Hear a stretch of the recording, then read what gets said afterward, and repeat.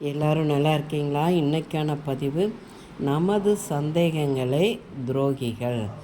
சில தருணங்களில் பயம் காட்டி முயலாதபடி செய்து நம் வெற்றி பெறக்கூடியதையும் இழக்க வைக்கிறது. சந்தேகங்கிற ஒரு துரோகி நம்ம வாழ்க்கையில் வெற்றின்னு ஒன்று அடையவே முடியாது, தோல்வியில் கொண்டு போய் தள்ளிடும். முடிந்த வரைக்கு சந்தேகங்கிற ஒரு மனநோயை மனசில் உருவாக்கிக்கிடாதீங்க.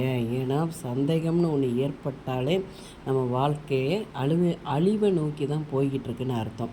எடுத்ததுக்கெல்லாம் ஒரு சில பேர் அந்த நெகட்டிவ் திங், அதாவது எதிர்மறை எண்ணங்களை நிறைய பேர் அதையே நினச்சி யோசிப்பாங்க. ஒரு சின்ன விஷயனாலும் அதை சுற்றி சுற்றி சுற்றி கற்பனை பண்ணி அந்த எதிர்மறை எண்ணங்களை நம்ம உடம்பில் ஏற்றிக்கிட்டோம்னால் உண்மையில் நமக்கு எல்லாமே எதிர்மறையாக தான் நடக்கும். முடிந்த வரைக்கும் அந்த எதிர்மறை எண்ணங்களுக்கு இடம் கொடுக்காமல் நேர்மறை எண்ணங்களை மனசில் உருவாக்கணும்னால் உண்மையிலேயே நம்மளுடைய எண்ணங்கள் சொல்கிறாங்க இல்லையா, நம்மளுடைய எண்ணங்கள் தான் நம்மளுடைய வாழ்க்கை. நம்ம எதை தேடிக்கிட்டு இருக்கோமோ அதுவும் நம்மளை தேடி நம்மக்கிட்ட வந்து அடையும். நம்ம நினைக்கிற நல்ல எண்ணங்கள் தான் நம்மளை ஒரு பெரிய இடத்துல கொண்டு போய் நிப்பாட்டும். பார்த்துக்கோங்க. முடிந்த வரைக்கும் எதிர்மறை எண்ணங்கள் வந்தாலே சந்தேகங்களும் அதிகமாகிடும். அதனால் என்ன ஆகும்னா மனநோய் ஏற்பட்டு நம்ம உடல் ஆரோக்கியம் இதாகி வாழ்க்கையில் நம்ம எந்த ஒரு செயலுமே பண்ணவே முடியாது. ஏன்னா அது பண்ண விடாது.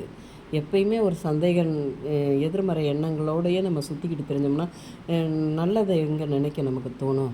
அதனால் முடிந்த வரைக்கும் அந்த சந்தேகங்கிற ஒரு மனநோயை, ஒரு துரோகியை நம்ம உடம்புல ஏற்றுக்காமல் நம்ம வாழ்கிறது ஒரு முறை.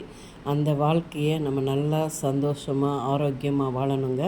இந்த எண்ணங்களுக்கெல்லாம் இடமே கொடுக்கக்கூடாது. நம்மளுடைய வாழ்க்கை தாங்க ரொம்ப முக்கியம். எப்படி வாழ்கிறோம் அப்படிங்கிறது தான் அர்த்தம். பார்த்துக்கோங்க. எப்படினாலும் வாழலான்னா இந்த மாதிரி இதுகளெல்லாம் நம்ம மண்டையில் ஏற்றிக்கலாம். நம்ம இப்படி தான் வாழணும்னு ஒரு குறிக்கோளோடு வாழ்ந்தோம்னா முடிந்த வரைக்கும் இந்த சந்தேகம் துரோகிகளை மனசில் ஏற்றிக்கவே கூடாது. பார்த்துக்கோங்க. இது உங்களுக்கு பிடிச்சிருந்தால் பார்வதி வீட்டு சமையலுக்கு ஆதரவு கொடுங்க. ஓம் சாய்ராம்.